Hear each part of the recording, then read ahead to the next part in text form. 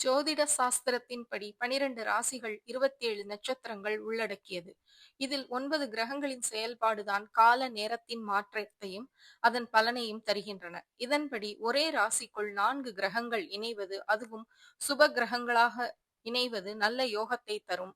இதன்படி விருச்சிக ராசியில் சந்திரன், சூரியன், செவ்வாய், விருச்சிக ராசியின் அதிபதி புதன், இந்த 4 கிரகங்களும் நவம்பர் 3வது வாரத்தில் இருந்து சுப கிரகங்களாக இணைகிறார்கள்.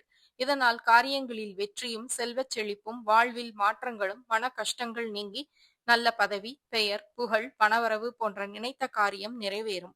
பெரும் சரிவுக்கு பின்பு மிகப்பெரிய ஏற்றம் உண்டாகும்.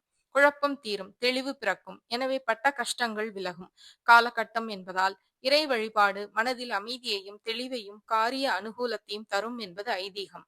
இது போன்ற ஆன்மீக செய்திகளுக்கு பத்மம் யூடியூப் சேனலை சப்ஸ்கிரைப் பண்ணுங்க, லைக் பண்ணுங்க, ஷேர் பண்ணுங்க, கமெண்ட் பண்ணுங்க. நன்றி, வணக்கம்.